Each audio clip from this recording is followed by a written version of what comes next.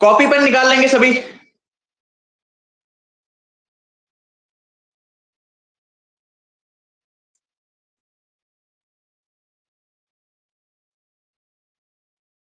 जैसे जैसे मैं आपको चीजें समझाता जा रहा हूं वैसे वैसे अपने कॉपी के अंदर नोट डाउन करते जाना, ठीक है।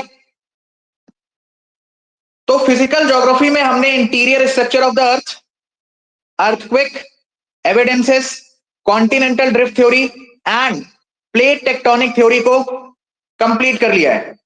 यस और नो? सर। क्या उतने टॉपिक में किसी भी बच्चे को कोई भी डाउट है? क्या उतने टॉपिक में किसी भी बच्चे को कोई भी डाउट है? बताइए, एनी डाउट्स? कोई भी समस्या, कोई भी दिक्कत परेशानी? Interior structure of the earth, earthquake, evidences, वो पूरा सिस्मिक वेव वाला पोर्शन, कॉन्टिनेंटल ड्रिफ्ट थ्योरी, उसके evidences, plate tectonic theory and उसके केसेस। प्लेट टेक्टोनिक थ्योरी में अगर मैं आपसे पूछूं कि ब्लॉक माउंटेन्स कन्वर्जेंस में बनेंगे या डाइवर्जेंस में बनेंगे, आपका जवाब क्या होगा? ब्लॉक माउंटेन्स कन्वर्जेंस में बनेंगे या डाइवर्जेंस में? डाइवर्जेंस में सर। डाइवर्जेंस में। तो मेरी एक स्टेटमेंट है, बताएंगे सही है या गलत है? Block mountains are associated with destructive margins. गलत है। गलत है, गुड। कंस्ट्रक्टिव आएगा। Mid oceanic ridges are associated with constructive margin. सही है या गलत है? राइट। राइट। जो सवाल मैं आपसे पूछ रहा हूं यदि आप उसको तुरंत प्रोसेस करके जवाब दे पा रहे हैं इसका मतलब आपकी पढ़ाई सही ट्रैक पर चल रही है। नहीं दे पा रहे हो तो ये समझ जाना कि आप वापस से सेम कैटेगरी में है, सेम दिशा में है, सेम ट्रैक पर है जिस पर इससे पहले वाले अटेम्प्ट में थे। ठीक है, as simple as that. Volcano से आज की कहानी को स्टार्ट करेंगे। वॉल्केनो और वॉल्केनिक लैंडफॉर्म्स पूरे तरीके से आज की क्लास में खत्म करने वाले हैं। ठीक है, स्टार्ट करते हैं सर। वॉल्केनो क्लास नंबर 1 में ही मैंने आपको एस्टेनोस्फेयर समझाते टाइम वॉल्केनो का एग्जांपल दिया था, वो लावा और मैग्मा का एग्जांपल दिया था। सो वॉल्केनो एज अ टर्म आपके लिए कोई बहुत ज्यादा नई चीज नहीं है। ठीक है, वॉल्केनो का जो पाथ है, जो रास्ता है, वो हर एक बच्चे को पता है कि सर वो धरती के अंदर से आ रहा है, इंटीरियर ऑफ द अर्थ से आ रहा है, और इंटीरियर स्ट्रक्चर को आपने अच्छे तरीके से पढ़ रखा है। ठीक है सर, इंटीरियर से हमें क्या क्या देखने को मिल रहा है? सर इंटीरियर से हमें वो हॉट फ्लूइड मटेरियल और उसके साथ जो भी मटेरियल्स, जो भी सब्सटेंसेस, जो भी मिनरल्स अंदर पड़े हैं वॉल्केनो में, वॉल्केनिक प्रोसेस में, वो सारी चीजें बाहर आती हैं लावा के फॉर्म में, फ्लूइड के फॉर्म में। मैग्मा जब तक वो धरती के अंदर चल रहा है, वो हॉट फ्लूइड मटेरियल, जैसे ही धरती की सतह पर आया हमने उसे क्या नाम दिया भाई? हमने उसे नाम दिया लावा का। तो लावा मैग्मा में किसी भी बच्चे को कोई भी कंफ्यूजन? एनीवन? नो भैया। परफेक्ट। वॉल्केनो में एक सबसे ज्यादा इंपॉर्टेंट पॉइंट जिसको अपने दिमाग में एकदम बैठा लेंगे कि भैया वॉल्केनो कहां से आएगा? जहां पर तुम्हारी क्रस्ट वीक होगी। अब इसको ऐसे समझो कि आपकी जो क्रस्ट है, ठीक है, हर एक बच्चे को पता है क्रस्ट क्या है, पहली क्लास में समझाया था। जिसने पैराशूट लैंडिंग की है उसका एग्जाम वैसे भी नहीं क्लियर होने वाला, तो मेरा फोकस पैराशूट लैंडिंग वाले बच्चों की तरफ नहीं है। ठीक है, associated with weaker zones of crust, यानी तुम्हारा जो चट्टान वाला हिस्सा है, तुम्हारा जो रॉक वाला हिस्सा है, तुम्हारा वो जो कठोर हिस्सा है, उसमें जहां जहां पर भी वीकर जोन से कमजोर क्षेत्र हैं, वहीं से आपका वॉल्केनो आएगा, वहीं से आपका वॉल्केनो आएगा। अब थोड़ा सा यहां पर कनेक्ट करो प्लेट टेक्टोनिक थ्योरी को, जहां पर चीजें टकरा रही हैं यानी कि कन्वर्जेंस, क्या वहां पर एक वीक जोन क्रिएट होगा?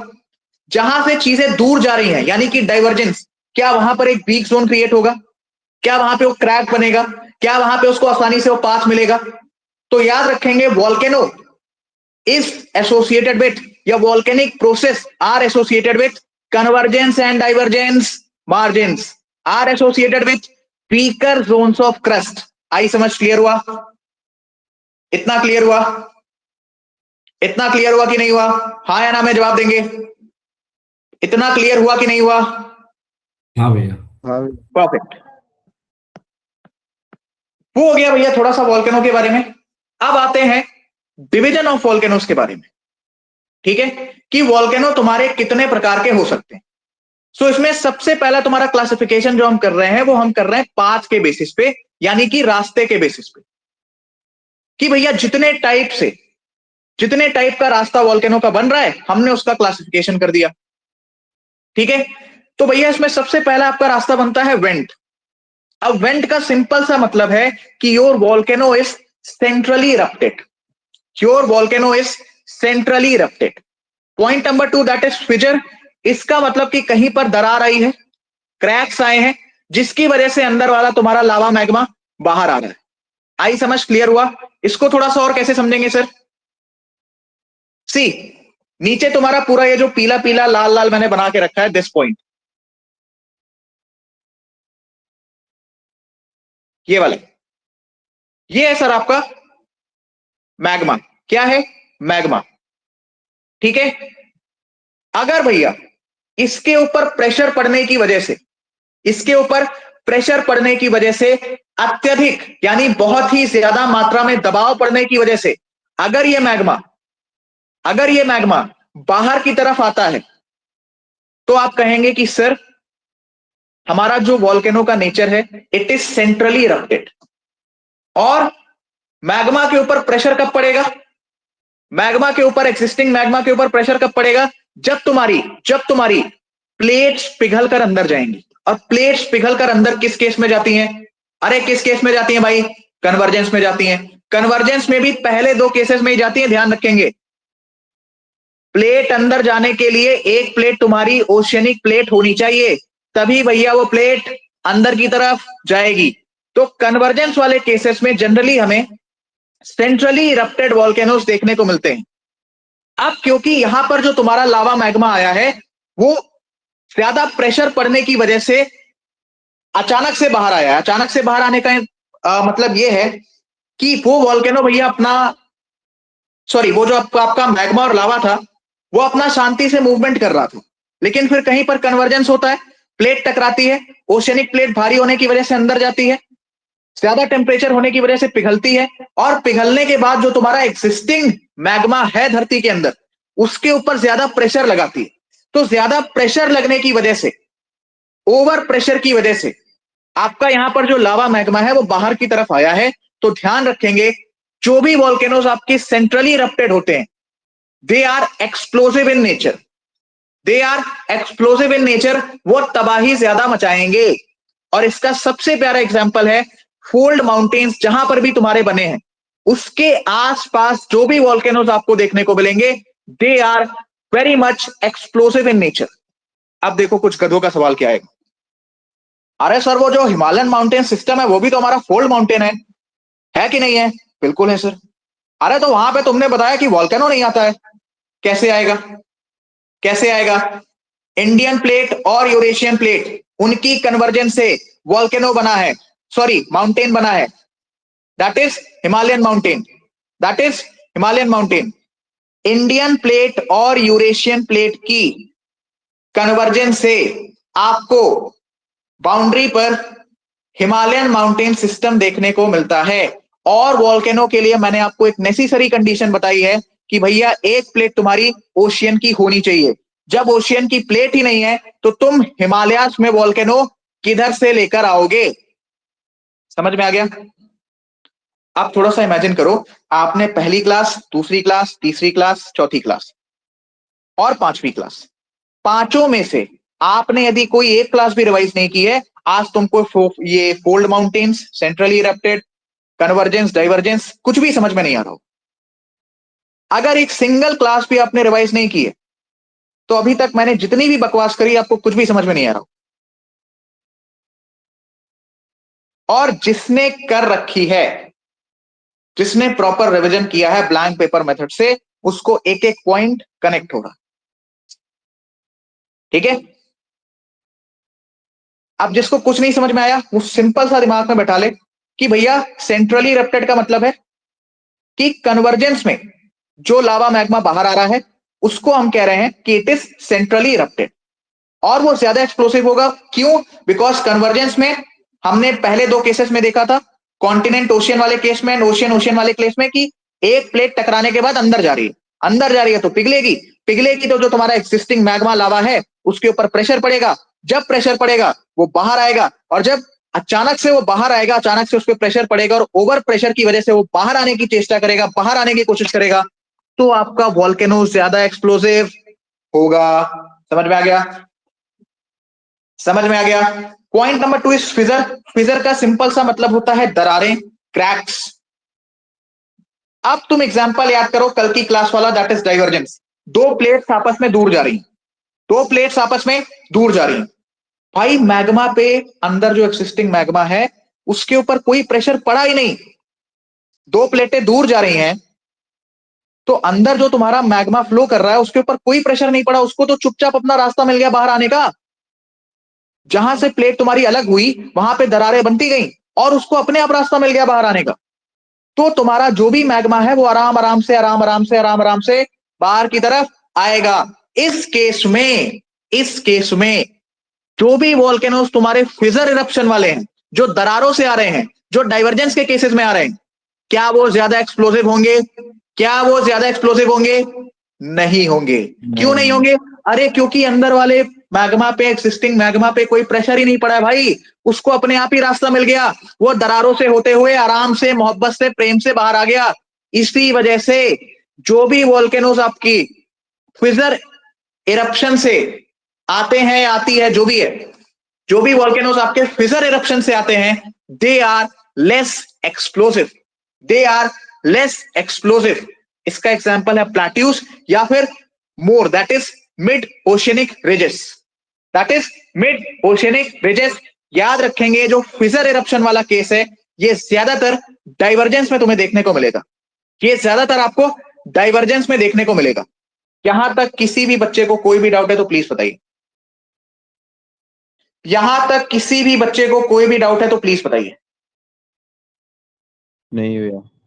On the basis of path दो क्लासिफिकेशन किए, वेंट एंड फिजर।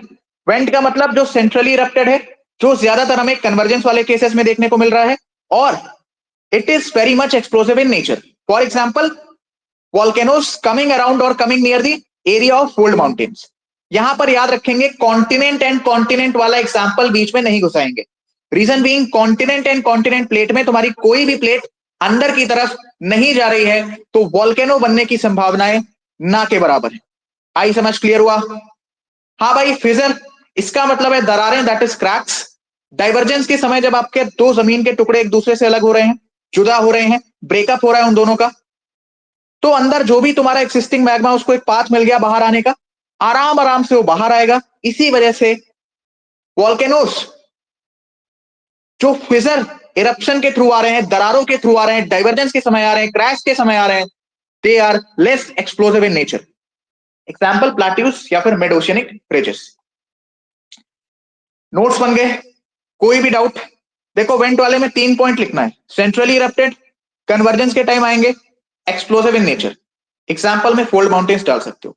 फिजर में क्रैक्स के टाइम आएंगे, फिजर में क्रैक्स के टाइम आएंगे, लेस एक्सप्लोसिव, डाइवर्जेंस के समय ज्यादातर ये देखने को मिलते हैं। एग्जाम्पल में प्लाट्यूस या फिर मिड ओशियनिक रेजेस आप डाल सकते हैं।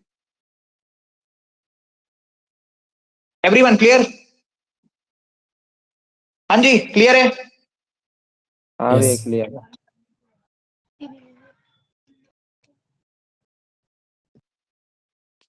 परफेक्ट। किसी को कोई भी डाउट? टुमारोज पोंगल और व्हाट? कल पोंगल है वासवराज? मकर संक्रांति। भाई उसी को पोंगल बोलते हैं यार।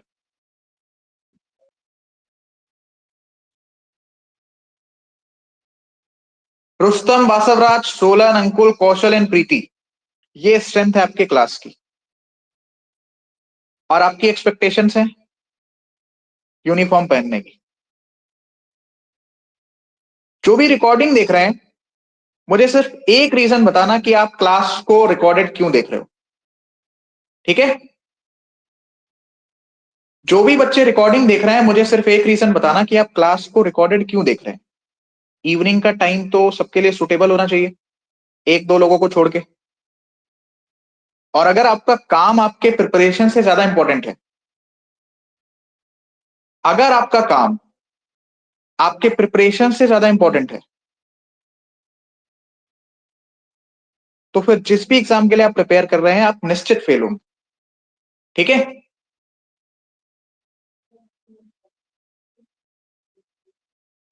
चलो लेट स्टार्ट, आगे बढ़ते हैं। भाई सब लोग नोट्स बना रहे हो ना? जी सर। सब कुछ साफ सुथरा लिखकर लाया हूं। अगर इसके बावजूद नोट्स बनाने में प्रॉब्लम है ना, खत्म है फिर। टॉपिक नंबर 3 या सब topic number 3 inside volcano, that is types of volcano.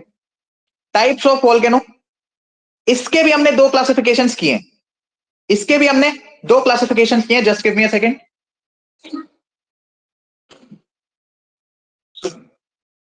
हाँ, टाइप्स ऑफ वोल्केनो में भी सर हमने दो क्लासिफिकेशन किए।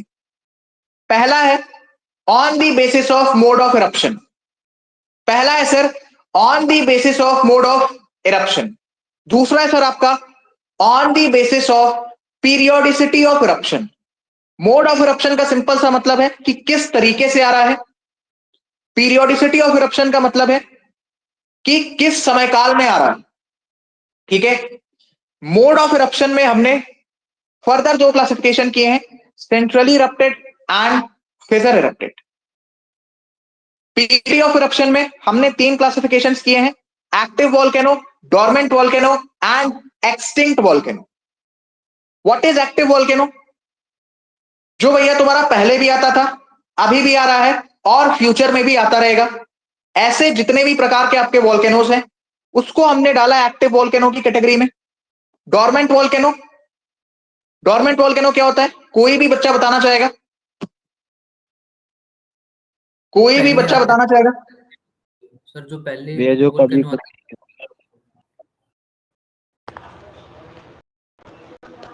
इसकी संभावना है कि फ्यूचर में इंटरप्ट हो सकता है। जो पहले आता था, अभी नहीं आ रहा है, लेकिन फ्यूचर में चांसेस है आने के, उसको आप कहते हैं डोरमेंट वोल्केनो। एक्सटिंक्ट वोल्केनो बहुत पहले कभी आता था, बहुत टाइम से नहीं आया, ना अभी आ रहा है, ना ही फ्यूचर में कोई संभावनाएं हैं आने की। ठीक है, लेकिन यूपीएससी पीरियोडिसिटी ऑफ इरप्शन से सवाल ना के बराबर पूछता है। क्यों? बिकॉज मैं तुमको 4 एग्जाम्पल लिखवाऊंगा, एक रात देख के तुम भी रट्टा मार लोगे कौन सा एक्टिव है, कौन सा डोरमेंट है, कौन सा एक्सटिंक्ट है। आसान काम है। यूपीएससी कहते हैं थोड़ा कंसेप्चुअल क्लैरिटी भी चेक की जाए बच्चों की, कि आजकल वो एमर से पढ़ रहे हैं कि नहीं पढ़ रहे हैं। तो वो सवाल पूछेगा सेंट्रली या फिर फिजर इरप्शन। ठीक है, सेंट्रली या फिर फिजर इरप्शन। इसके एग्जाम्पल्स याद रखना। जो तुम्हारे नॉर्मल वोल्केनोज हैं, which are explosive in nature. अगर एक्सप्लोसिव इन नेचर है, इसका मतलब centrally erupted. Point number 1। Point number 2, volcanic islands. Volcanic islands plate tectonic theory के कन्वर्जेंस वाले सब टॉपिक में किस केस में देखने को मिलता है? अगर आप इस सवाल का जवाब दे पा रहे हैं, इसका मतलब आपकी प्रिपरेशन सही ट्रैक पे। नहीं दे पा रहे हैं, ओशियनिक एंड ओसी में। ओशियन, ओशियन प्लेट में। शाबाश रुस्तम, बहुत सही। सर, ओशियन, ओसी ओशियन में। प्लेट। क्या? ओसी में। ओसी में, ओशियनिक कॉन्टिनेंट में वोल्केनिक आइलैंड्स बनते हैं, गधे। तो वोल्केनिक माउंटेन्स किस में बनेंगे? यही वो बोल रहा था ना मैं, गलती से एग्जाम में भी यही गलती होती है। एक तो आजकल पता है नया बहाना क्या आया है? You have a new friend request. किसने भेजी भाई? हटाओ। पता है एग्जाम में एक नया बहाना क्या आया है? भैया मुझे सब कुछ आता था, क्वेश्चन सारे आपके पढ़ाए हुए थे, ओएमआर गलत फिल कर दिया मैंने, ओएमआर मुझसे ऊपर नीचे फिल हो गया। सबसे सटीक बहाना है। ठीक है, कि OMR ऊपर नीचे फिल हो गया, कि OMR तुम्हारा ऊपर नीचे फिल हो गया। अच्छा, तुम्हें ऐसा लगता है कि मैं ऐसे बहाने एक्सेप्ट कर लेता हूं? अगर सच में OMR ऊपर नीचे फिल हो रहा है, इसका मतलब आपको CDS की तैयारी छोड़कर सबसे पहले गहरे आत्मचिंतन की आवश्यकता है कि मैं क्या कर रहा हूं, मैं क्यों आया इस तैयारी में, मैं क्यों दे रहा हूं कंपटीशन, है ना? तो आपको तैयारी छोड़ के 1 आध साल स्वयं के साथ बैठने की आवश्यकता है कि क्या मैं जो कर रहा हूं वो मेरे फ्यूचर के लिए सही है। जवाब अपने आप पता चल जाएगा। ठीक है, तो वॉल्केनिक आइलैंड्स, उसको ना नोट्स बनाते टाइम लिख लो बगल में। मुझे पता है एग्जाम से पहले भी तुम लोग को एक कंफ्यूजन रहेगी, बिकॉज प्लेट टेक्टोनिक थ्योरी अगर 5 बार नहीं लिखोगे नहीं समझ में आए। कह तो रहा हूं, प्लेट टेक्टोनिक थ्योरी टॉपिक मैंने कम से कम 10 बार पढ़ा है और 5 बार से ज्यादा लिखा है उसको सिर्फ क्लास में।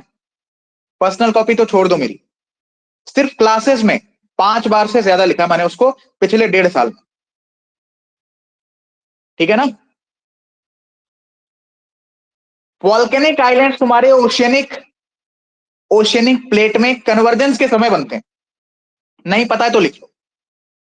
Volcanic islands are the example of centrally erupted volcanic system. क्या बोला मैंने? Volcanic islands are the example of centrally erupted volcanic system. Point number 3, volcanic mountains continent और ओशियन, कॉन्टिनेंट और ओशियन के केस में आपको वॉल्केनिक माउंटेन्स देखने को मिलते हैं, कॉन्टिनेंट ओशियन कन्वर्जेंस में। ठीक है, volcanic mountains are also centrally erupted, याद रखेंगे। तो सर फिजर वाला कौन सा होगा, दरारें वाला कौन सा होगा? याद करो, मैंने तुमको कल पढ़ाया था सी फ्लोर स्प्रेडिंग।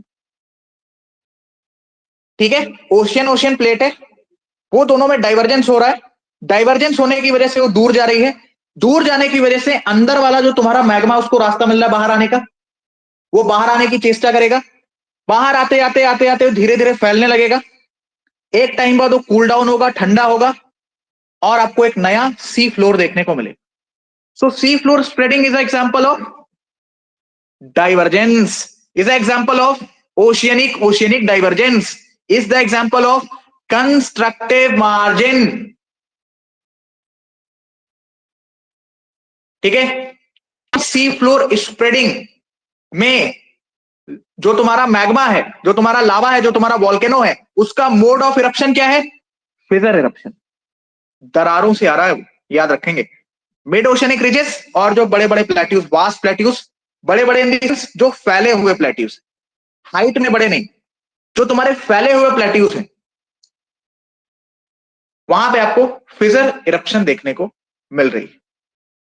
याद रखेंगे, जहां पर तुम्हारा लावा एक्सप्लोसिव होगा ना, वहां पर जो भी स्ट्रक्चर उससे बनना, चाहे वॉल्केनिक आइलैंड्स बने, चाहे वॉल्केनिक माउंटेन्स बने, उनकी हाइट भी ज्यादा, उनकी हाइट भी ज्यादा। लेकिन फिजर इरप्शन में क्या है कि वॉल्केनो बहुत आराम से बाहर आया है और बाहर आने के बाद फैलता जा रहा है, तो जो फैलने वाली कंडीशन है ना, उसमें तुम्हारी हाइट बहुत नहीं बन पाएगी, लेकिन एरिया कवरेज फिजर इरप्शन में ज्यादा होगा, एरिया कवरेज फिजर इरप्शन में ज्यादा होगा। आई समझ? क्लियर हुआ? इतना क्लियर हुआ? हाँ या ना में जवाब देंगे। इतना क्लियर हुआ? इतना क्लियर हुआ? हाँ भैया।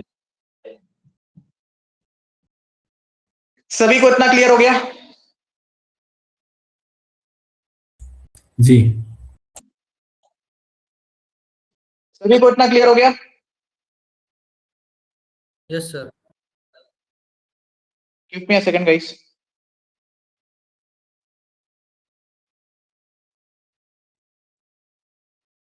सर एक बार एक्सटिंक्ट वोल्केनो बताना। एक्सटिंक्ट वॉल्केनो जो बहुत पहले आता था, बहुत पहले, लेकिन बहुत टाइम से नहीं आया, ना ही अभी आ रहा है और ना ही फ्यूचर में आने की कोई भी संभावना है। अब देखो, मैं आपसे क्या एक्सपेक्टेशन कर रहा हूं। अगर मैंने तुमको एक्टिव, डोरमेंट और एक्सटिंक्ट का एग्जांपल बता दिया, तो रिवीजन करते समय रिवीजन करते समय आप एटलीस्ट एआई का, चैट जीपीटी का, गूगल का इस्तेमाल करके इसके 3-4 एग्जांपल्स कॉपी में लिख सकते। Try to understand.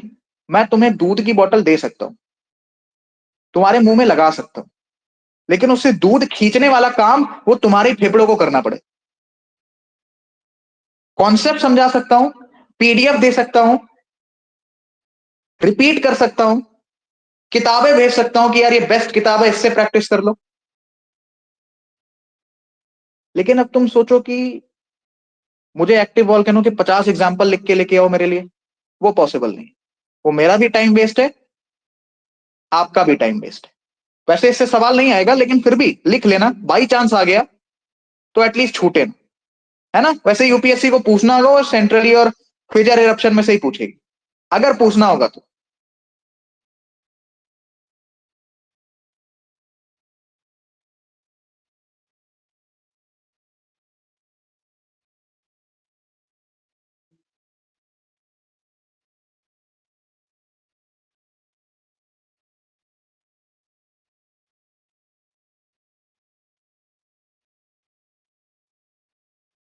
एक सेकंड का time they please.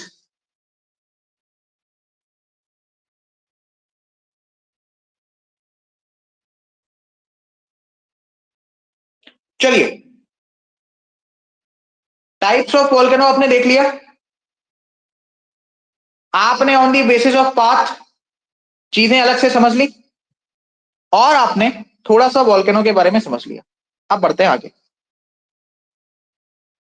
Rustam, Basavaraj, Solan, Ankul, कौशल, प्रीति, कोई भी डाउट? No sir. नो भाई। परफेक्ट। अब तुम देखो ये डायग्राम, अगर मैं ऐसा डायग्राम क्लास में बनाऊं ना, तुम्हारे ही 10 मिनट वेस्ट होंगे, और अगर मैं गंदा सा बना दूं तो मैं कुछ भी समझ में नहीं है। ठीक है, सबसे पहले नीचे जो तुमको दिख रहा है पीला पीला, दिस येलोइश स्ट्रक्चर, और उसके बाद ये जो लाल वगैरह सब कुछ तुमको दिख रहा है, ये मैंने बनाया एस्टेनोस्फेयर। क्या बनाया है? एस्टेनोस्फेयर। अब एस्टेनोस्फेयर से जब आपका मैग्मा बाहर आने की चेष्टा कर रहा है, बाहर आने की कोशिश कर रहा है, तो जिस पाथ को फॉलो कर रहा है, जिस पाथ को फॉलो कर रहा है, जिस पाथ को फॉलो कर रहा है, उस पाथ को आप कहते हैं वेंट, पाइप या फिर कॉन्ड्यूट। तीनों में से कोई भी नाम यूपीएससी पूछ सकती है, मैंने इसीलिए तीनों लिख दिया। ठीक है, जिस रास्ते से तुम्हारा मैग्मा बाहर है, उस रास्ते को आप नाम देते हैं वेंट, पाइप या फिर कॉन्ड्यूट। नोट डाउन करो इतना। जब मैग्मा आपका एकदम क्रस्ट के आसपास पहुंच जाएगा और धरती की सतह के ऊपर आने की कोशिश करेगा, ठीक है, धरती की सतह के ऊपर आने की कोशिश करेगा, तो वहां पर एक ओवल टाइप या फिर सर्कल टाइप स्ट्रक्चर क्रिएट होगा, जिसको आप माउथ ऑफ वॉल्केनो के नाम से जानते हैं, जिसको आप माउथ ऑफ वॉल्केनो के नाम से जानते हैं। बेसिकली वो एक ऐसा जोन है जहां से आपका वो मैग्मा धरती की सतह पर आ रहा है। तो माउथ ऑफ वॉल्केनो को आप नाम देते हैं क्रेटर। क्या नाम देते हैं? माउथ ऑफ वॉल्केनो का आप लोग नाम देते हैं क्रेटर। और अगर यही क्रेटर साइज में बड़ा हो जाए तो आप इसको बोलेंगे काल्डेरा। 3 टर्म्स मैंने आपको सिखाए। जिस रास्ते से आ रहा है उस रास्ते का नाम है वेंट, पाइप या फिर कॉन्ड्यूट। ठीक है, और जिस जोन से, यानी कि माउथ ऑफ वॉल्केनो, उसको आप कह रहे हैं क्रेटर। यही क्रेटर जब साइज में बड़ा हो जाता है, बिग इन साइज, उसको आप नाम देते हैं काल्डेरा। क्या नाम देते हैं? काल्डेरा। समझ में आ गया? हाँ भाई, समझ में आ गया? प्रीति, कौशल, अंकुल, सोलन, बासवराज, रुस्तम, समझ में आ गया? सर जो बच्चे रिकॉर्डिंग देख रहे हैं कृपया कमेंट में रिप्लाई किया करें, और यदि आप अपने फ्यूचर के साथ खेल रहे हैं तो खेल सकते हैं। इतना हो गया, परफेक्ट।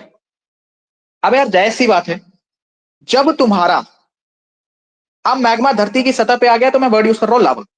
जब तुम्हारा लावा बाहर आएगा तो फ्रीज तो हो नहीं जाएगा तुरंत, लावा फैलेगा। ठीक है, लावा अलग अलग डायरेक्शंस में फैलेगा। तो जो फैल के जो स्ट्रक्चर बना रहे हैं ना, स्प्रेडिंग ऑफ लावा, जो लावा तुम्हारा एक एरिया में फैल रहा है और उससे जो तुमको एक कोन टाइप स्ट्रक्चर देखने को मिल रहा है, उसको आप लावा कोन या फिर वॉल्केनिक कोन भी कह सकते हैं। आई समझ? क्लियर हुआ? लावा कोन या फिर वॉल्केनिक कोन भी कह सकते हैं। अब तुमको अच्छे से पता है कि यार एस्थेनोस्फीयर में खाली मैग्मा तो है नहीं, मिनरल्स भी हैं, कुछ गैस के पार्टिकल्स भी हैं, कुछ डस्ट के पार्टिकल्स भी हैं। बात तो सही कह रहे हो सर? तो जब आपका मैग्मा अंदर से बाहर आएगा और धरती की सतह पर पहुंचेगा और धरती की सतह पर पहुंचेगा, तो हवा में जो आपके छोटे मोटे डस्ट पार्टिकल्स हैं, गैसेस हैं, राख के कण है, that is ashes, right, that is ashes, उन छोटे छोटे पार्टिकल्स को, या आप कह सकते हैं कि वोल्केनो के साथ जो भी एक्स्ट्रा पार्टिकल्स जो हवा में जा रहे, लाइक गैसेस हो गए, डस्ट हो गए, एशेस हो गए, राख, कण, धूल, धुआं, सब कुछ, उसको आप नाम देते हैं सिंडर। क्या नाम देते हैं? सिंडर। क्या नाम देते हैं? सिंडर। और जब यही सिंडर साइज में बड़े हो जाते हैं तो उसे आप कहते हैं वॉल्केनिक बॉम्ब्स। क्या कहते हैं? Volcanic bombs. क्या कहते हैं? Volcanic bombs.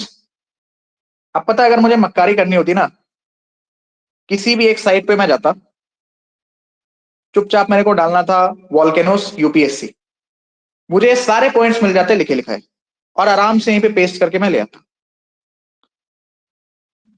बट आपकी क्लास से 2 घंटे पहले ये सारे पॉइंट्स मैंने अपने हाथ से लिखे हैं और हर एक क्लास में यही होगा।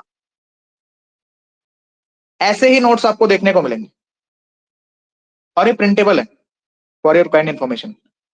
ठीक है? तो अभी तक मैंने आपको क्या क्या सिखा दिया? जिस रास्ते से आ रहा है उस रास्ते का नाम क्या है? प्रोसेस करो दिमाग में। जिस रास्ते से आ रहा है उस रास्ते का नाम क्या है? वेंट पाइप या फिर कॉन्ड्यूट। माउथ ऑफ वॉल्केनो, अगर साइज में छोटा है तो नाम हो जाएगा क्रेटर, अगर साइज में बड़ा है तो नाम पड़ जाएगा कार्डेरा।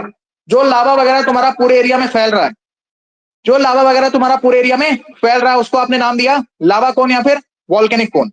लावा कोन या फिर वॉल्केनिक कोन। भैया वॉल्केनो की जो प्रोसेस हुई है उसके साथ जो धूल धक्कड़, एशेस, एशेस नहीं यार, एशेस तो क्रिकेट वाला हो गया, एशेस, सॉरी, एशेस। ठीक है? एशेस, एशेस देखता है कोई? एनीवन? क्रिकेट फैन कोई नहीं है? क्यों भाई, इतनी क्या नफरत है क्रिकेट से? तुम क्रिकेट के फैन नहीं हो ना, तुम्हारे तो 10 नंबर वैसे ही कटने वाला है। हाँ, तुम्हें भरोसा नहीं होगा, एनडीए में इन्होंने विराट कोहली की सेंचुरी से रिलेटेड सवाल पूछा था। ये सोलन को पता होगा, सोलन एंड कौशल को। अब मुझे ईयर नहीं याद है, लेकिन 1 साल पहले की बात है, एनडीए में उन्होंने विराट कोहली की सेंचुरी से रिलेटेड सवाल पूछा था। भैया अभी तो ठीक है? 2025 के 2025 के सेकंड वाले में पूछा था। 25 के सेकंड वाले में पूछा था ना? देख लो भाई। ठीक है? तो मैं बता रहा हूं तुमको, मतलब 4-5 नंबर तो तुम बना सकते हो आराम से, बेसिक नॉलेज क्रिकेट के बारे में रख के।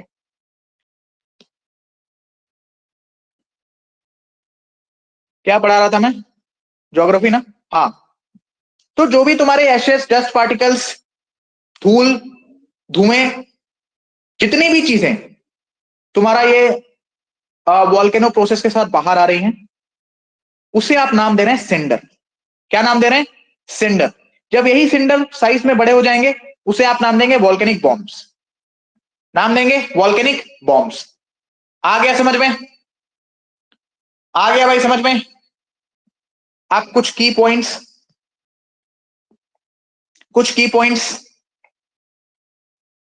इस पूरी प्रोसेस के दौरान तुम्हारा जो फ्लूइड मटेरियल है उसके साथ जो भी लिक्विड स्प्रेड हो रहा है, जो भी लिक्विड स्प्रेड हो रहा है, point number 1, liquid spreading around this lava cone और वॉल्केनिक कोन, इसको आप नाम देते हैं स्पैटर। क्या नाम देते हैं? स्पैटर। क्या नाम देंगे भाई? स्पैटर। ठीक है? What is spatter? Volcanic process के दौरान लावा कोन या फिर वॉल्केनिक कोन के अराउंड जो भी लिक्विड फैल रहा है, स्प्रेड हो रहा है, उसको मैंने नाम दिया स्पैटर। ठीक है, स्पैटर क्लियर है भाई। पॉइंट नंबर 2 दैट इज मलबा। दैट इज मलबा सभी को वैसे पता होगा, इसीलिए मैंने हिंदी भी लिख दिया। जो भी मटेरियल्स तुम्हारे इरप्शंस के समय पर निकल रहे हैं, जो भी मटेरियल्स तुम्हारे इरप्शंस के समय पर निकल रहे हैं, उसको आपने नाम दिया है टेफ्रा। क्या नाम दिया है? टेफ्रा। क्या नाम दिया भाई? टेफ्रा। क्या नाम दिया है? टेफ्रा। वॉल्केनो से जो भी तुम्हारा मलबा वगैरह बाहर आ रहा है, सेडिमेंट्स हो गए, मटेरियल्स ड्यूरिंग इरप्शंस, ठीक है, उसको आपने नाम दिया टेफ्रा। अब मुझको एक चीज ये बताओ, ये जो तुम्हारी वेंट है, पाइप है या कॉन्ड्यूट है, जब भैया इसमें तुम्हारा मैग्मा इससे आएगा, तो एक टाइम ऐसा आएगा जब ये पूरी की पूरी पाइप मैग्मा से भर जाएगी। एक टाइम ऐसा आएगा जब ये पूरी की पूरी पाइप तुम्हारी मैग्मा से भर जाएगी। सो लावा फिल्ड वॉल्केनिक पाइप या मैग्मा फिल्ड वॉल्केनिक पाइप, इसको आप लोग नाम देते हैं वॉल्केनिक प्लग का। क्या नाम देते हैं? वॉल्केनिक प्लग का। क्या नाम देते हैं भाई? वॉल्केनिक प्लग का। क्या नाम देते हैं? Volcanic plug. क्या नाम देते हैं भाई? Volcanic plug. आई समझ? क्लियर हुआ? क्लियर हुआ एवरीवन? क्लियर हुआ? परफेक्ट। Yes sir. अब भैया सुनो ध्यान से, ये तुमको यहां पे पूरा लावा वगैरह स्प्रेड होता हुआ देखने को मिल रहा है, ठीक है, पूरा लावा तुम्हारा स्प्रेड हुआ है। मैं कहता हूं आसपास के रीजन में थोड़ा बहुत अगर पानी मिल गया, जरूरी नहीं कि मिले, जरूरी नहीं है कि मिले, लेकिन फॉर एग्जाम्पल मिल गया, तो लावा प्लस में वाटर, क्या वो थोड़ा सा मडी टाइप स्ट्रक्चर बना लेंगे, मिट्टी टाइप स्ट्रक्चर बना लेंगे, राइट? उस मिट्टी टाइप स्ट्रक्चर को आप नाम देते हैं लहर का। क्या नाम देते हैं? लहर का, राइट? क्या नाम देते हैं? लहर का। ये मैंने हिंदी इंग्लिश दोनों में इसको तुम लहर ही बोलते हो, ठीक है। ये जो लहर है, क्योंकि इसमें लावा है, साथ ही साथ पानी भी है, तो ये बहुत ही ज्यादा गर्म एक मडी टाइप स्ट्रक्चर बन जाता है, मिट्टी टाइप स्ट्रक्चर बन जाता है, जो आसपास जो भी पेड़ पौधे हैं उसको पूरे तरीके से जला देता है। इसीलिए आप इसको कहते हैं पायरोक्लास्टिक बर्न्स। पायरो मतलब हीट, प्लास्टिक मतलब जो भी सराउंडिंग एरिया में ट्रीज वगैरह है, बर्न्स मतलब जला दिया, ठीक है। Pyroclastic Burns, pyroclastic Burns. समझ में आ गया?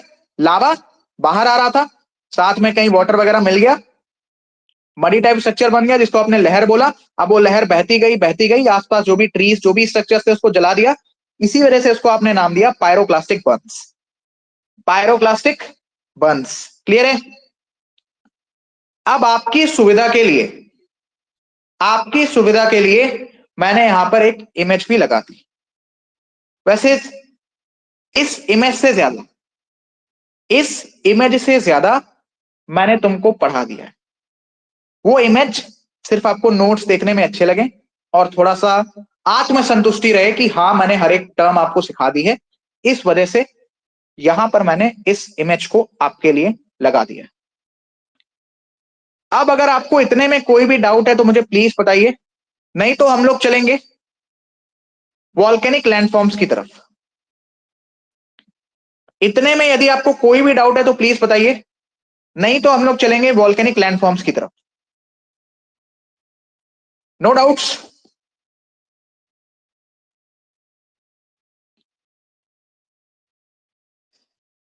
बोल दो भाई, नो डाउट्स?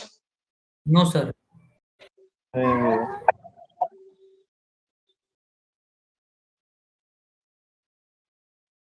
परफेक्ट, आगे बढ़ते हैं भैया। नेक्स्ट टॉपिक है आपका वॉल्केनिक लैंडफॉर्म्स। टॉपिक की हेडिंग डालिए, नेक्स्ट टॉपिक है सर आपका वॉल्केनिक लैंडफॉर्म्स। अब मेरी बात समझो ध्यान से, मेरी बात समझो ध्यान से, ठीक है। जितने प्रकार का लावा होगा, शुद्ध हिंदी में बता, जितने प्रकार का लावा होगा उतने प्रकार के लैंडफॉर्म्स आपको देखने को मिलेंगे। यानी अगर लावा एसिडिक है तो उससे आपको कई सारे लैंडफॉर्म्स बनते हुए देखने को मिलेंगे। यदि आपका लावा बेसिक है तो उससे कई सारे लैंडफॉर्म्स आपको बनते हुए देखने को मिलेंगे। ठीक है, तो वॉल्केनिक लैंडफॉर्म्स में सबसे पहला क्वेश्चन आता है, लावा कितने टाइप के होते हैं? लावा दो प्रकार के होते हैं। एक होता है एसिडिक। मैंने कैसे डिसाइड किया एसिडिक है?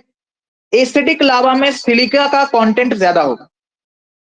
ठीक है, एसिडिक लावा में सिलिका का कंटेंट ज्यादा होगा। सिलिका का कंटेंट ज्यादा होने की वजह से एसिडिक लावा का जो फ्लो है, बहने की क्षमता है, वो काफी ज्यादा धीमी होगी। फ्लो इसका स्लो होगा।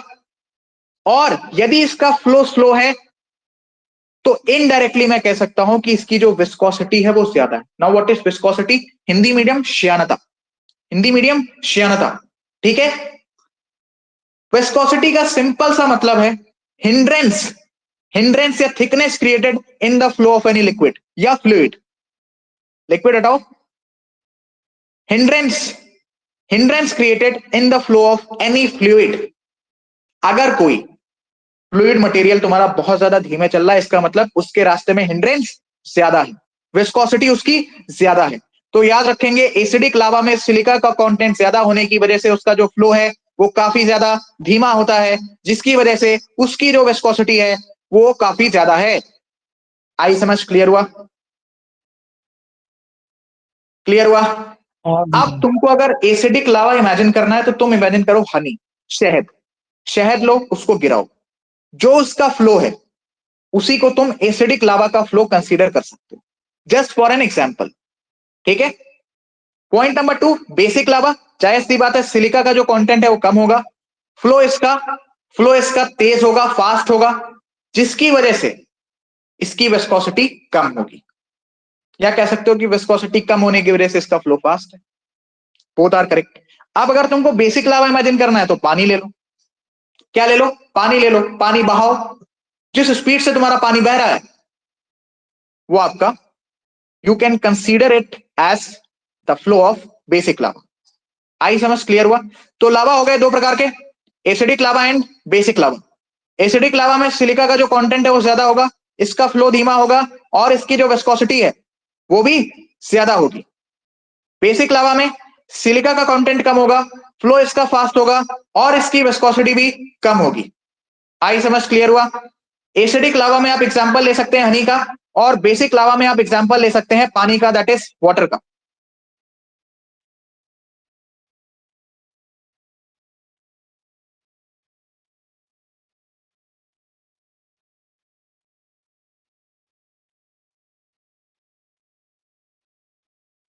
हो गया?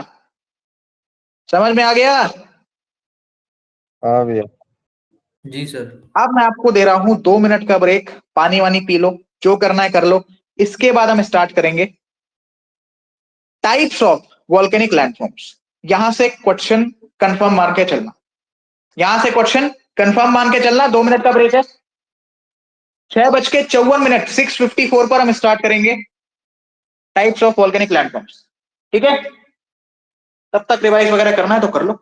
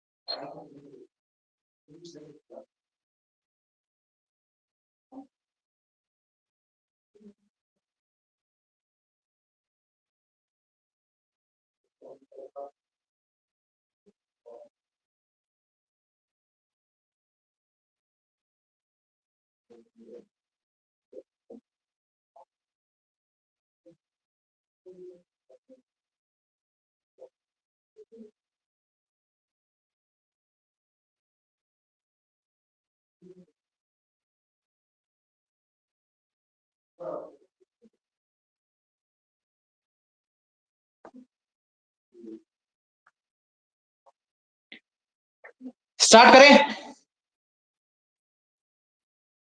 2 मिनट का ब्रेक था भाई, खत्म हो गया अब।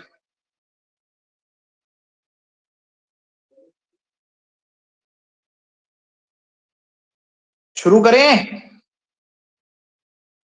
है क्या? चलिए let's start. 2 types of volcanic landforms. पहला होता है तुम्हारा एक्सट्रूसिव, जो धरती की सतह के ऊपर बन रहे हैं, उन्हें आप कहते हैं एक्सट्रूसिव। जो धरती की सतह के नीचे बन रहे हैं, ठीक है, जो धरती की सतह के नीचे बन रहे हैं उसको आप कहते हैं इंट्रूसिव। क्या कहते हैं? इंट्रूसिव। तो एक्सट्रूसिव में भी तुम्हारे 2 प्रकार होंगे, सेंट्रली इरप्टेड एंड फिजर इरप्शन से जो बने हैं। ठीक है, आइए आगे बढ़ते हैं। सबसे पहले ये फ्लो चार्ट बना लो। 2 टाइप के तुम्हारे वॉल्केनिक लैंडफॉर्म्स होते हैं, एक्सट्रूसिव जो धरती के सतह के ऊपर बने, इंट्रूसिव जो धरती की सतह के नीचे बने। आई समझ? क्लियर हुआ? एक्सट्रूसिव में सेंट्रली इरप्टेड एंड फिजर इरप्शन, आपको 2 तरीके से एक्सट्रूसिव लैंडफॉर्म्स देखने को मिलेंगे। आगे बढ़ते हैं।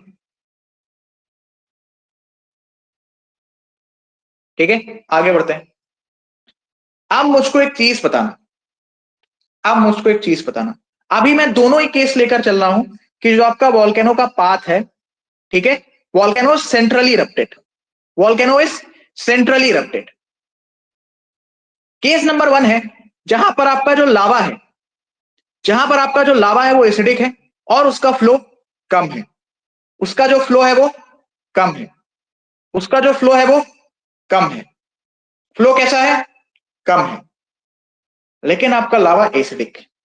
लावा क्या है? एसिडिक है। इसका मतलब उसकी जो विस्कोसिटी है वो ज्यादा है। अलॉन्ग विद दैट उसमें सिलिका का कंटेंट भी ज्यादा है। And point number 2, it is centrally erupted. अगर सेंट्रली इरप्टेड है तो एक्सप्लोजन ज्यादा होगा, एक्सप्लोजन ज्यादा होगा।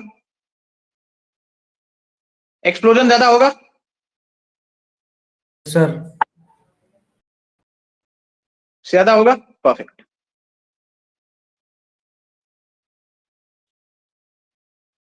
अगर तुम्हारा लावा एसिडिक है, देखो सेंट्रली इरप्टेड है, इस वजह से एक्सप्लोजन ज्यादा हो रहा है, और तुम्हारा लावा एसिडिक है, फ्लो कम है और विस्कोसिटी ज्यादा है।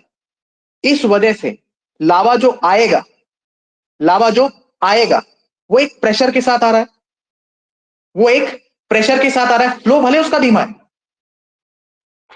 उसका धीमा है, लेकिन क्योंकि वो सेंट्रली इरप्टेड है इस वजह से एक प्रेशर के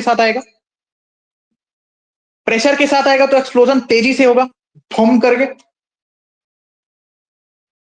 और जब आपका एक्सप्लोजन तेजी से होगा तो हाइट आपको ज्यादा देखने को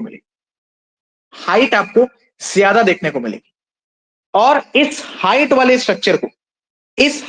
स्ट्रक्चर को आप क्या तो बोल सकते हैं एसिडिक लावा कोन, क्योंकि ये तुम्हारा इसमें जो लावा है वो एसिडिक है, या तो आप इसको कह सकते हैं composite cone. Why composite cone? Because अंदर से जो तुम्हारा लावा आ रहा है एसिडिक होने की वजह से उसमें सिलिका का कंटेंट है और बहुत सारे कंपोजिशन से, बहुत सारी चीजों से मिलकर वो बना हुआ है, इसी वजह से आप उसको कंपोजिट कोन भी कह रहे हैं, या फिर आप इसको स्ट्रैटो कोन भी कह सकते हैं। What do you understand by the term strato? Layers. यहां पर एक्सप्लोजन ज्यादा होने की वजह से और हाइट ज्यादा होने की वजह से कई सारी लेयर्स बनती चली गई। तो चाहे एसिडिक लावा कोन बोलो, चाहे कंपोजिट कोन बोलो, चाहे इसको आप स्ट्रैटो कोन बोलो, ठीक है। इसका एग्जांपल क्या है? माउंट हुड यूएसए इसका सबसे पहले एग्जांपल है। दूसरा इसका एग्जांपल है सर कोटोपैक्सी ऑफ इक्वाडोर। तीसरा इसका एग्जांपल है रिंग ऑफ फायर। तो कल को आपसे कोई पूछे कि रिंग ऑफ फायर में जो लावा हमें देखने को मिल रहा है वॉल्केनो के समय, क्या उसकी विस्कोसिटी ज्यादा होगी या कम होगी? यही टफेस्ट क्वेश्चन बन सकता है इससे। समझे?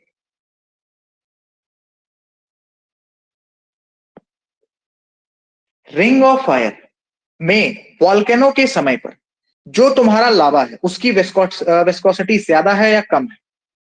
जवाब दीजिए। उसकी विस्कोसिटी ज्यादा है या फिर कम है? ज्यादा है। ज्यादा है। विस्कोसिटी ज्यादा है। ठीक है, परफेक्ट। अब इसी में दूसरा केस देखते हैं। पाथ अभी भी तुम्हारा सेंट्रली इरप्टेड है, लेकिन इस बार लावा बेसिक है। लावा बेसिक है तो फ्लो उसका फास्ट होगा, फ्लो फास्ट होगा तो विस्कोसिटी कम होगी। यदि एक्सप्लोजन कम है, यदि एक्सप्लोजन कम है, क्यों सर? बेसिक लावा है, सिलिका का कंटेंट इसमें कम है, फ्लो तेज है, विस्कोसिटी विस्कोसिटी कम है, और यहां पर तुम्हारा जो लावा है वो बिना किसी प्रेशर के आराम से बाहर आ रहा है। तो यहां पर लावा लेस एक्सप्लोसिव होगा। पॉइंट नंबर 2, उसकी हाइट जरूर कम होगी, उसकी हाइट जरूर कम होगी, लेकिन एरिया कवरेज ज्यादा होगा, उसका फैलाव ज्यादा होगा। और इसका सबसे प्यारा एग्जांपल है आपका हवाइन वॉल्केनो। और इस टाइप के वॉल्केनो को हम नाम दे सकते हैं शील्ड कोन या फिर बसाल्टिक लावा फ्लो। ठीक है, इस टाइप के वॉल्केनो को आप नाम दे सकते हैं शील्ड कोन, बिकॉज वो एरिया ज्यादा कवर करने की वजह से आपको यहां पर एक शील्ड टाइप स्ट्रक्चर देखने को मिल रहा। ठीक है, तो उसको आपने नाम दे दिया शील्ड कोन।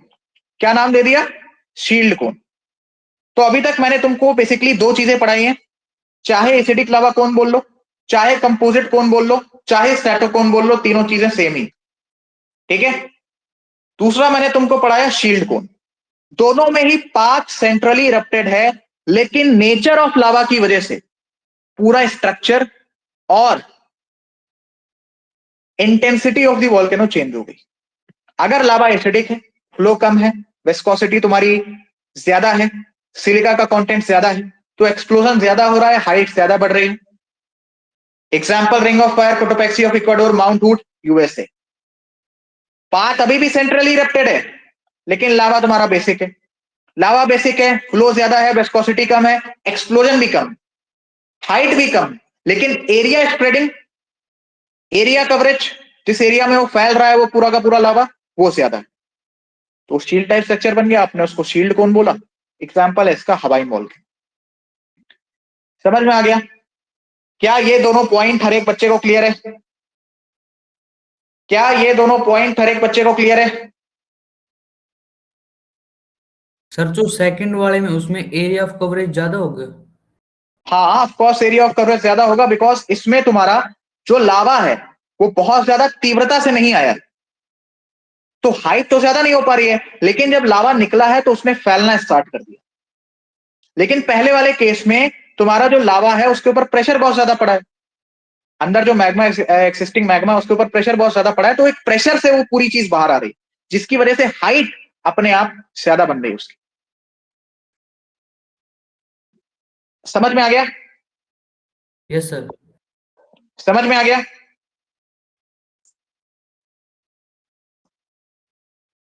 आगे बढ़े क्या? आगे बढ़े क्या सर? मैंने तुमको दो केसेस बता दिए, मैंने तुमको दो केसेस बता दिए। ठीक है, केस नंबर 3, केस नंबर 3, नीचे जो तुमको येलोइश स्ट्रक्चर देखने को मिल रहा है, that is your, it is nothing but your magma. ठीक है, जो रेड टाइप स्ट्रक्चर तुमको देखने को मिल रहा है, दिस वन, ये है तुम्हारा प्रोसेस जब वो मैग्मा बाहर आ रहा है, प्रोसेस जब वो मैग्मा बाहर आ रहा है। अच्छा, इस पाथ को मैं क्या नाम दूंगा?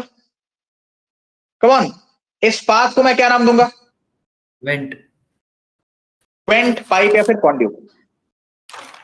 ठीक है, अब लेट से तुम्हारा अंदर से लावा बाहर तो आया, मैग्मा बाहर तो आया, ठीक है, लेकिन उसमें बहुत ज्यादा फ्लूइड मटेरियल्स नहीं थे, बल्कि उसमें क्या ज्यादा थे?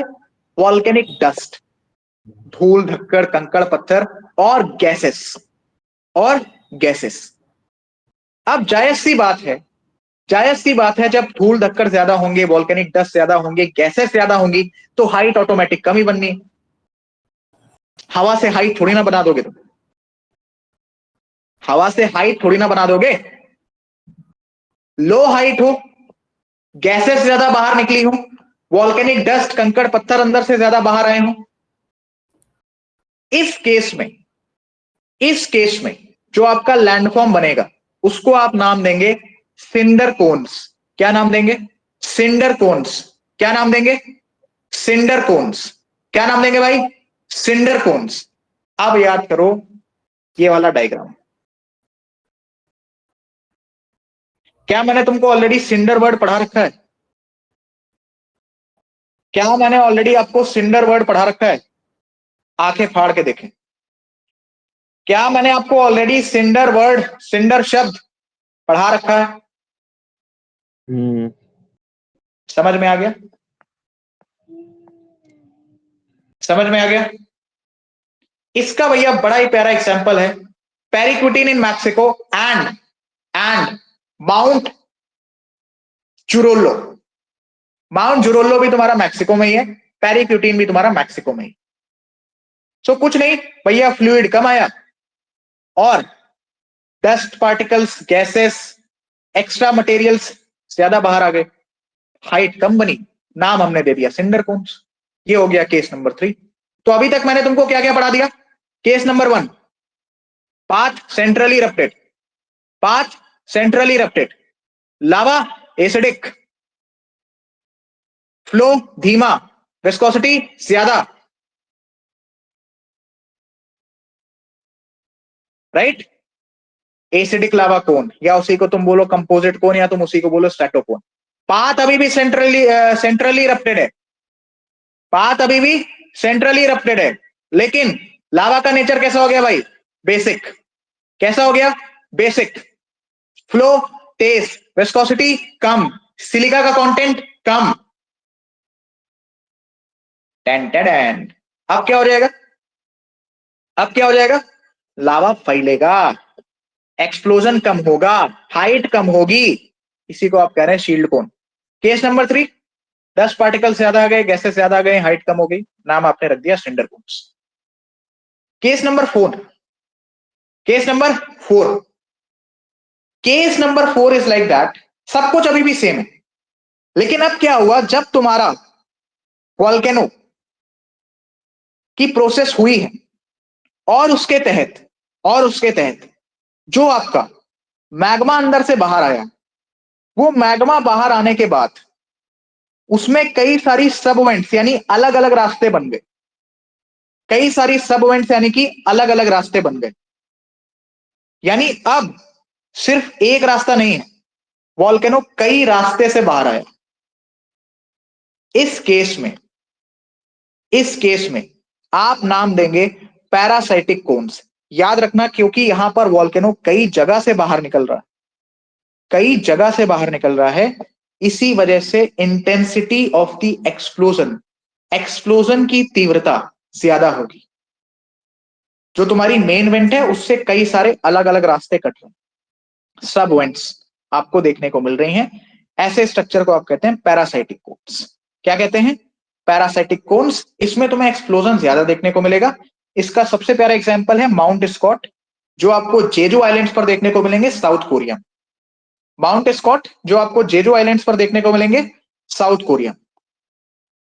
तो पैरासाइटिक कोन्स मैंने आपको पढ़ा दिया, सिंडर कोन्स मैंने आपको पढ़ा दिया, शील्ड कोन, और इसको कंपोजिट कह लो, स्ट्रेटो कह लो, चाहे एसिडिक लावा कोन कह लो। ये थे तुम्हारे एक्सट्रूसिव लैंडफॉर्म्स, धरती की सतह पर बनने वाले लैंडफॉर्म्स। अब भैया अपनी संतुष्टि के लिए आप लोग ये डायग्राम देख सकते हैं, आप लोग ये डायग्राम देख सकते हैं अपनी संतुष्टि के लिए। मैंने तो अपने साइड से पढ़ा दिया, ठीक है? वैसे जितना इसमें लिखा है उससे ज्यादा आपको नॉलेज यहां पर मिल गई। इतने में यदि किसी भी बच्चे को कोई भी डाउट है तो वो बता सकता है। इतने में यदि किसी भी बच्चे को कोई भी डाउट है तो वो बता सकता है।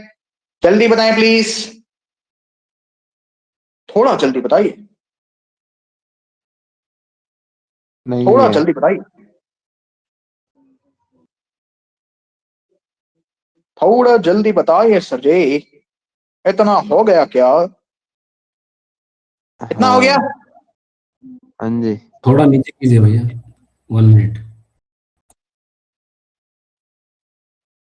बस। कर लो, नोट डाउन कर लो, कर लो कर लो कर लो, नोट डाउन कर लो।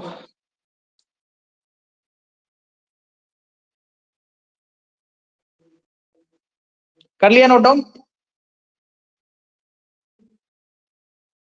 यार 3 पॉइंट्स तो लिखना है। मेन वेंट से कई सारी सब वेंट्स निकल रही हैं, उसको हम नाम देते हैं पैरासाइटिक कोन्स। एक्सप्लोजन ज्यादा होगा, एक एग्जांपल लिख लो, दैट्स।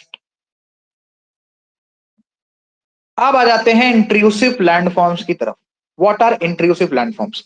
जो क्रस्ट के नीचे बन रही हैं या धरती की सतह के नीचे बन रही हैं, आप उसको ऐसे कह सकते हो।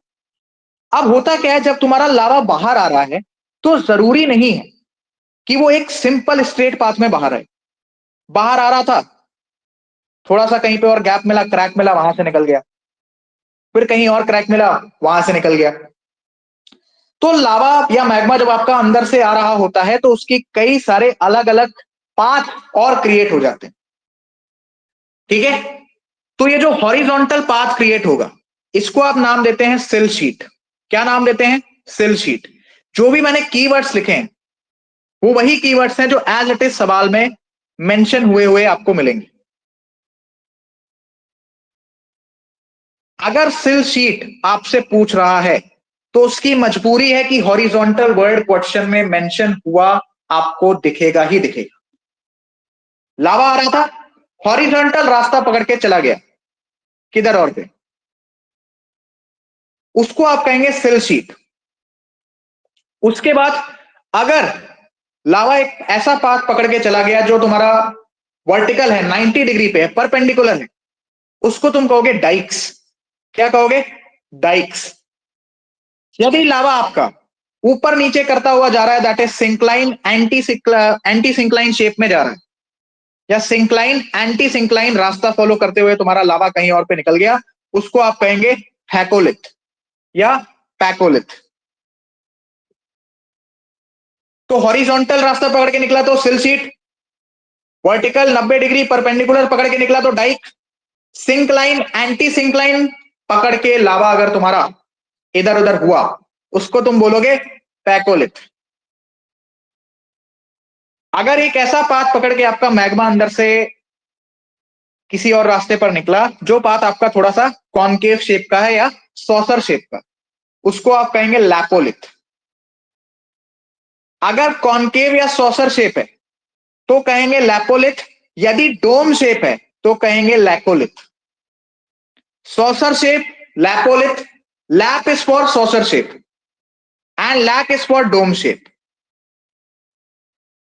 ठीक है, lap is for saucer shape, lac is for dome shape.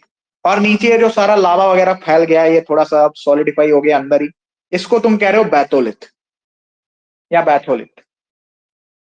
अब जरा वर्ड याद करो, लिथ का मतलब क्या होता है? लिथ वर्ड का मतलब क्या होता है? रॉक। पहली क्लास में बताया था, रॉक। रॉक, यही रॉक्स तो आपकी लैंडफॉर्म बना रही है। लैंडफॉर्म्स है क्या? जमीन पर बनने वाली आकृतियां, है ना? जमीन पर या कठोर हिस्से में बनने वाली आकृतियां, ऊपर की तरफ बनी तो एक्सट्रूसिव, अंदर की तरफ बनी तो इंट्रूसिव। कल को कोई सर ये पूछे कि सर ये कॉनकेव के बाद सोसर शेप है। हाँ सॉसर शेप, वो पहचान है उसकी। अब कल को कोई तुमसे पूछे कि लैपोलिथ आउटर कोर में मिलता है, तो एटलीस्ट तुमको इतना तो पता है कि नहीं सर ये क्रस्ट में मिलेगा, क्योंकि लैंडफॉर्म्स हैं। लैंडफॉर्म्स हैं तो चट्टान वाले हिस्से में ही होगी। आउटर कोर में कहां से मैं लैपोलिथ बना दूंगा?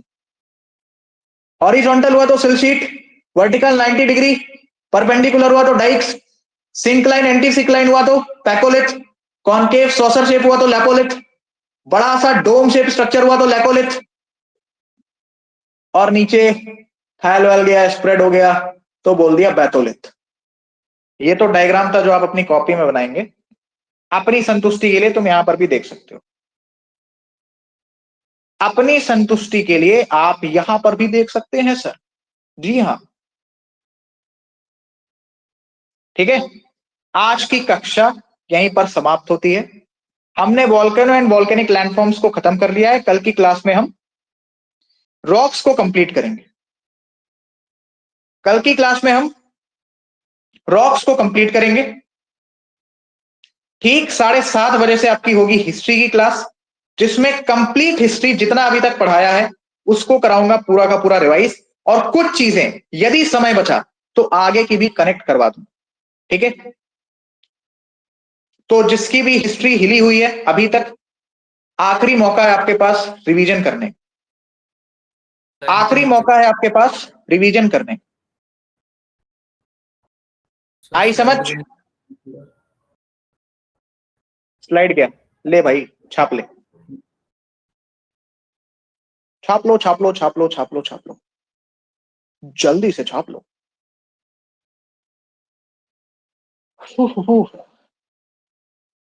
अब ध्यान से अगर आप देखेंगे तो हमें 1 घंटा 10 मिनट लगा ये पूरा कंटेंट कवर करने के लिए विद नोट्स।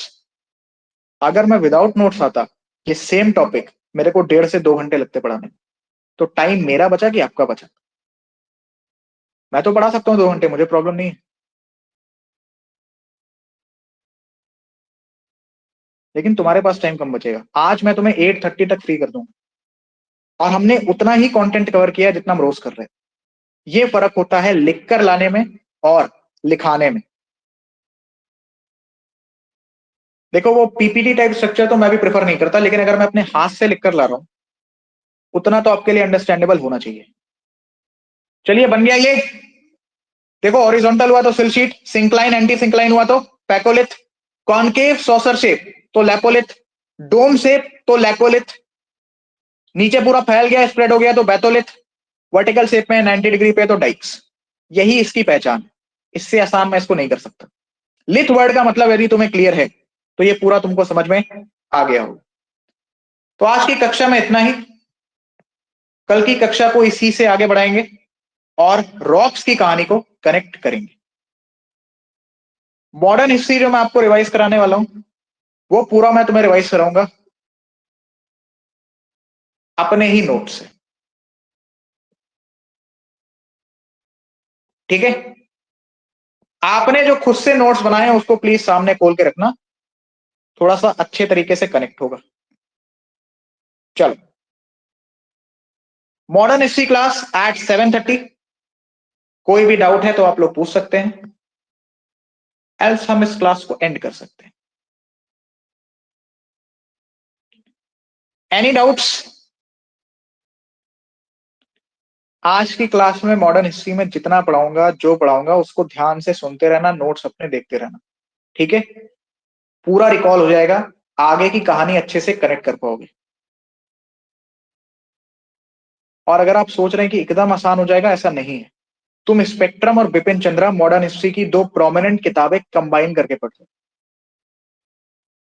आसान होता तो सबको समझ में आ जाता, सब कर लेते। ठीक है ना? आ गया ना समझ में? अब मुझे बताओ आज की क्लास में कोई भी ऐसा पॉइंट जो आपको ना समझ में आया, कोई भी ऐसा पॉइंट जो आपको ना समझ में आया हो, ऐसा लगा हो कि क्लास में बिल्कुल ही बोरियत होगी, लगा हो तो बता सकते हो,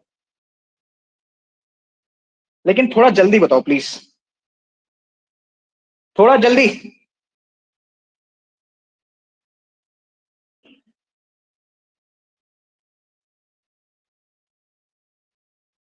बताइए।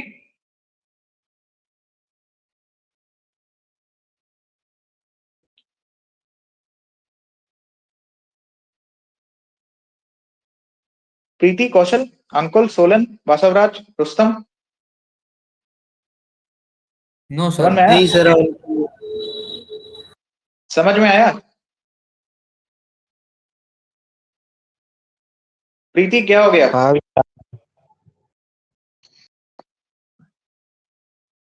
कुछ नहीं सर। नहीं आया समझ में? कम समझ में आया होगा। नहीं समझ आ गया है, रिवाइज करना पड़ेगा बहुत ज्यादा।